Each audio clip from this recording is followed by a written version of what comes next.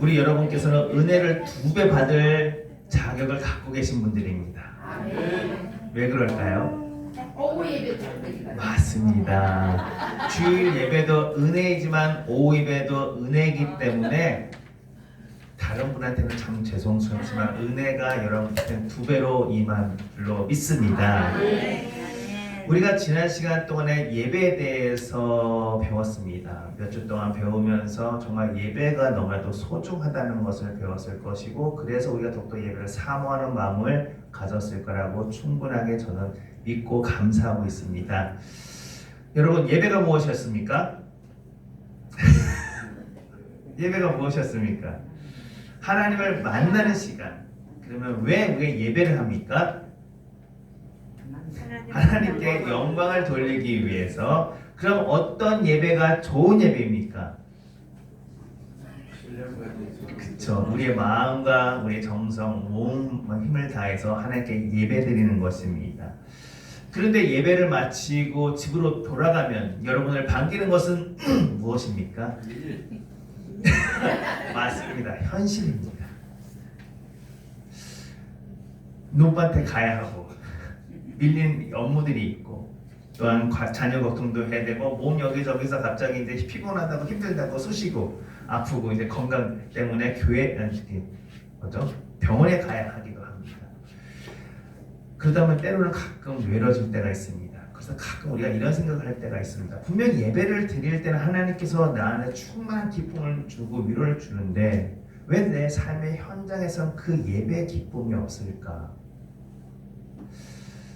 기도할 때는 참 내 옆에서 계신 것 같은데 문제가 생기면 왜 하나님은 내 눈에 안 보이시지? 이런 것을 느낄 때가 있다는 것입니다. 그래서 오늘 그런 우리들에게 하나님께서는 놀라운 말씀을 주십니다. 하나님은 너의 곁에만 계신 것이 아니라 너희 안에 있다라고 말씀하십니다. 하나님께서 우리 안에 계신 줄로 믿습니다. 근데 그 하나님이 누구십니까? 성령 하나님입니다.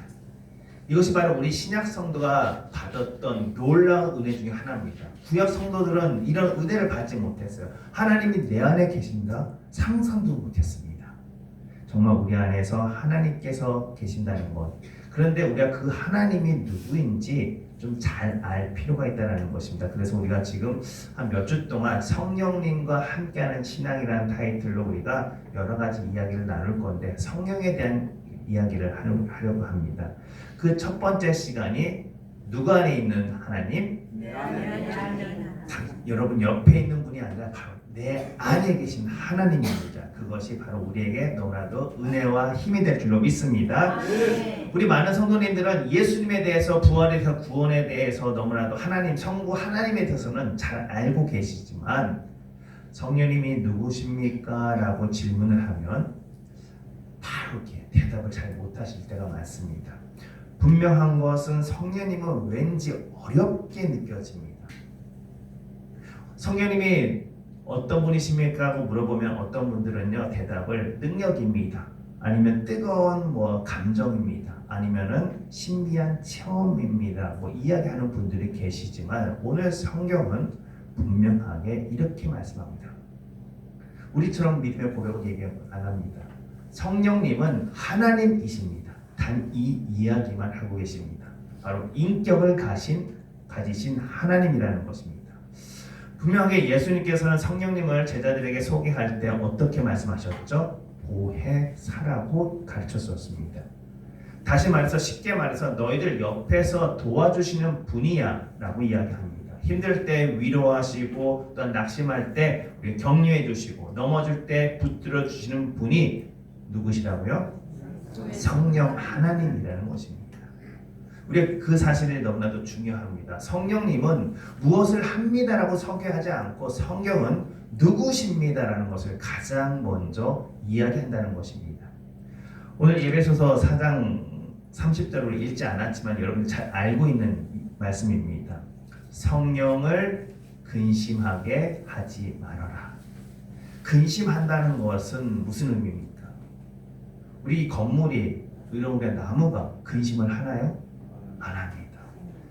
근심을 한다는 것은 생명력을 가지고 있다는 것입니다. 우리 같은 인격을 가지고 있기 때문에 우리와 함께 기뻐할 수도 있고 우리와 함께 슬퍼할 수도 있고 우리와 함께 때로는 눈물도 흘릴 수 있는 것이 성령 하나님이시고 무엇보다 우리를 인도하시며 우리에게 말씀을 가르쳐 주시는 분이라는 사실입니다.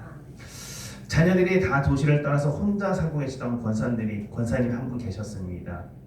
늘 언제나 밝은 미소로 살고 계셔서 제가 한번 예전에 권사님 자녀들도 다 떠나고 지금 혼자 계시는데 뭐가 왜 이렇게 좋아서 웃으세요? 안 외로우세요? 여쭤봤더니 권사님이 웃으시면서 내가 왜 외로워?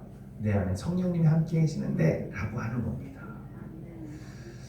참 질문한 제가 무색하게 우리가 믿음으로 매번 성령님이 내 안에 계신다라고 말씀을 하지만 정말 우리의 삶이 그런 권사님처럼 그런 믿음의 삶으로 살아가고 있는지는 돌이켜봐야 한다는 것입니다. 많은 사람들이 하나님을 멀리 있는 분이라고 생각하지만 그 권사님이야말로 성령님은 나와 함께 하시는 분이라는 사실을 삶으로 드러내주셨던 것입니다. 밥 먹을 때도 함께 계시고 여러분이 일할 때도 함께 계시고 무엇보다 여러분이 걱정과 근심할 때도 성령님께서는 함께 하신다는 사실을 분명하게 이야기하고 합니다. 그렇기 때문에 우리가 신앙생활을 한다는 것은 우리가 하나님에 대해서는 지식을 쌓는 것이 아니라 정말 하나님과 함께 살아가고 있느냐 이것이 여러분의 삶에서 드러나야 한다는 것입니다. 다시 말해서 성령 하나님께서는요 여러분의 기쁨만 아는 게 아닙니다.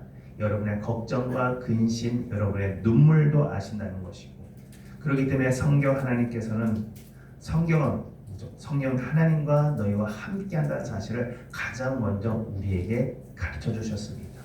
우리가 고백하고 있는 성부 삼위일체 하나님은 분명히 성부, 성자, 성령 하나님이라고 이야기합니다.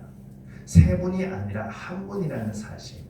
그렇기 때문에 성령님이 우리가 뭐 하나님보다 낮은 분이라고 생각해서도 안 되는 것이고 어떤 천사 같은 개념으로 생각하셔도 안 되고 하나님의 심부름꾼으로 생각해서는 절대 안 된다는 것입니다.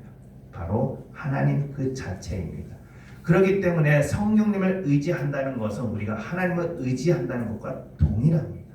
이것을 우리가 다르게 구분하지 않으셨으면 좋겠습니다. 우리 안에 계신 성령 하나님이 인격을 가진 하나님이시를 믿고 늘 인격적인 만남이 여러분의 삶 가운데 가득 넘치기를 주의 이름으로 축복합니다. 오늘 읽었던 본문의 말씀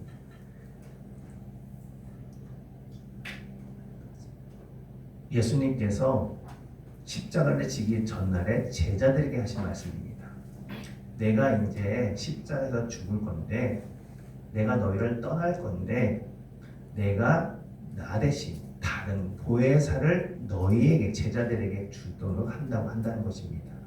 여기서 중요하다는 것 여러분 3년 동안 함께 계시던 예수님이 이제 나를 떠난다고 했을 때 그 제자들의 마음은 얼마나 불안하겠습니까?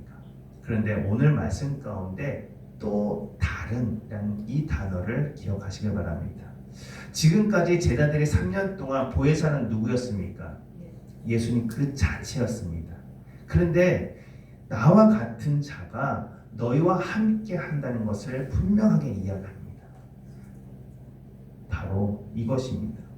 사랑하는 성도 여러분, 하나님께서는 우리를 고아처럼 내버려 두지 아니하시고 하나님이 우리 안에 오신다는 것입니다. 이것이 너무나 큰 은혜입니다. 여러분이 배고플 때도 아니면 잘못을 범할 때도 하나님께서는 실수할 때도 그것을 용납하시며 내가 너 안에 거하겠다라는 이야기입니다. 생각해 보십시오. 예수님이 육신으로 계실 때는 한 곳에서만 계실 수밖에 없었습니다. 예수님께서 예루살렘에 거하실 때는 갈릴리에 계실 수가 없었습니다. 하지만 성령님은 다르다는 것입니다. 우리 교회도 계시고 서울이나 아프리카나 저 미국이나 시공간을 떠나서 함께 하신다는 것은 바로 우리가 각자 다 다른 모습으로 다 여러분의 삶의 터전에서 살아가고 있을 때 성령 하나님께서는 누구한테만 있고 나한테는 없다 이것이 아니라 모든 분한테 함께 계신다는 사실을 분명하게 가르쳐준다는 것입니다. 이것이 하나님의 놀라운 사역 중에 하나입니다. 그것이 또한 우리에게는 너무나도 큰 은혜라는 것입니다. 아마 여러분들 중에서 손자 중에서 군대 간 우리 손자들이 있을 겁니다. 정말 사랑의 그 유문 편지를 받아본 분들은 그 편지를 바라볼 때마다 손자 얼굴이 생각나고 계속 눈물이 난다고 이야기합니다.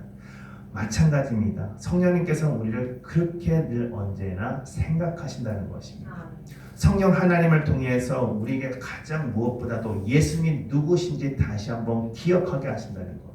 예수님께서 우리에게 하셨던 그 말씀과 하는 예수님에 대한 사랑, 그리고 예수님의 은혜를 다시 기억하게 하며 또한 예수님을 닮아가게 하시는 것이 바로 우리 안에 계신 성령 하나님께서 우리의 삶을 변화시키고 계신다는 것입니다. 그렇기 때문에 성령 충만한 사람은 어떤 사람입니까? 내 자랑을 하지 않습니다. 하나님 자랑. 하나님께서 나를 이렇게 변화시켰습니다. 내 생각을 이야기하지 않습니다. 하나님께서 나를 통해서 어떻게 하면 교회를 세우고 어떻게 하면 성도들을 세우는 그런 사랑과 위로와 용기의 말을 전하게 됩니다.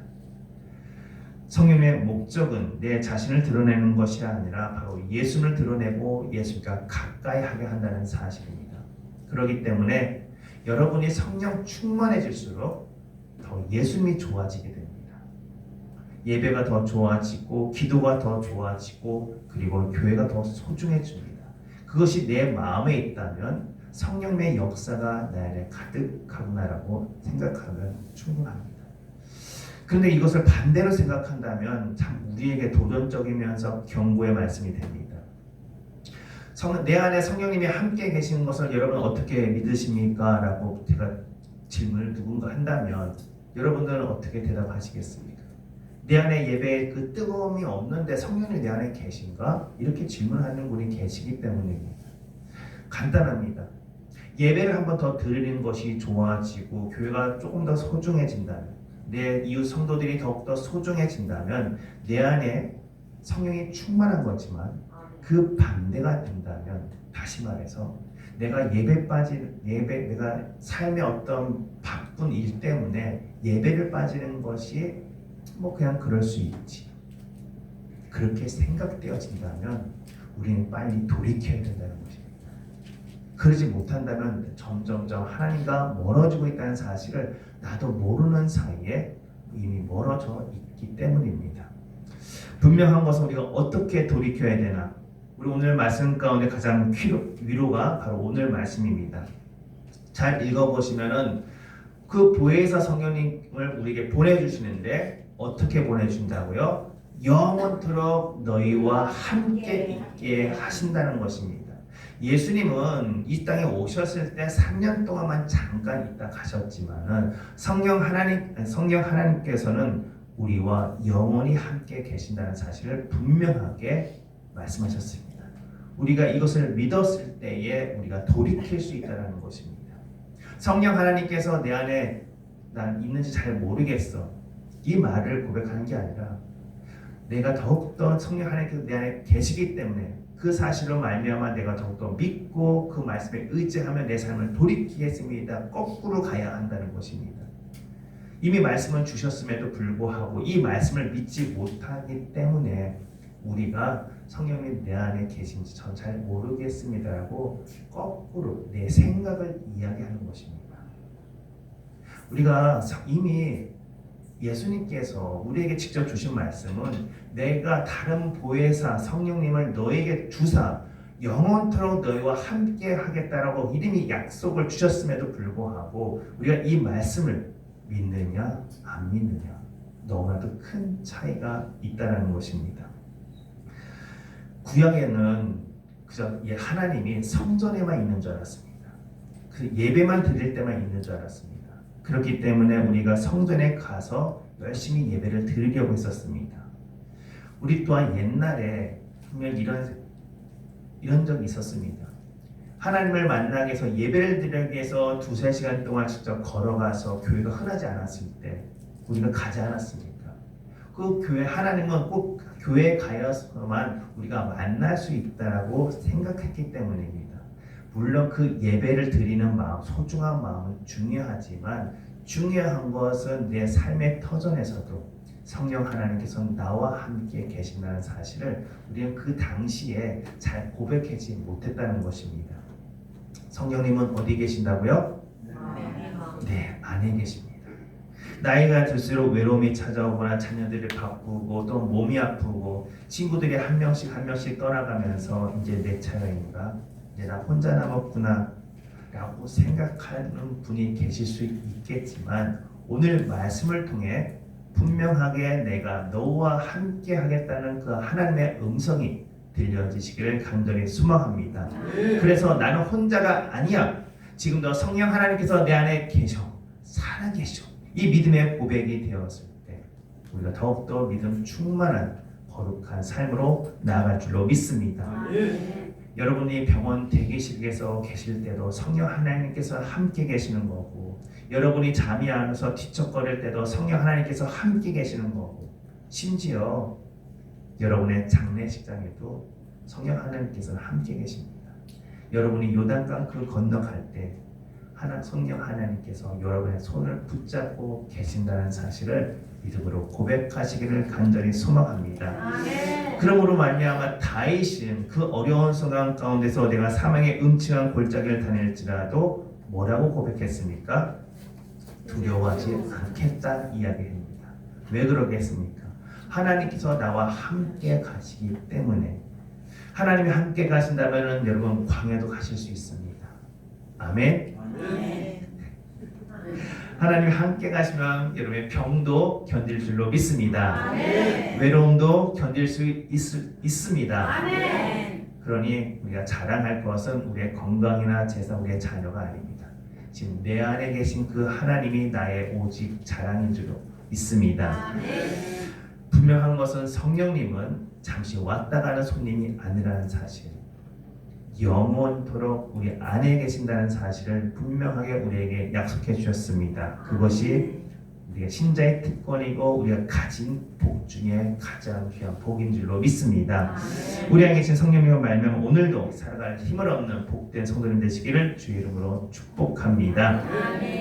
그러니 늘 언제나 삶 가운데서 이 잠에서 일어날 때 잠자기 전에도 성령 하나님 저와 함께 걸어주십시오. 이 기도가 저와 여러분의 입술 가운데 끊이지 않기를 간절히 소망합니다. 그래서 그 기도가 우리의 남은 인생을 더욱더 승리의 길로 찬양과 감사가 넘치는 그런 복된 믿음의 삶으로 이끌어가게 될 힘이 될 줄로 믿고 그렇게 복된 삶을 살아가시기를 주의 이름으로 축복합니다. 기도하시겠습니다.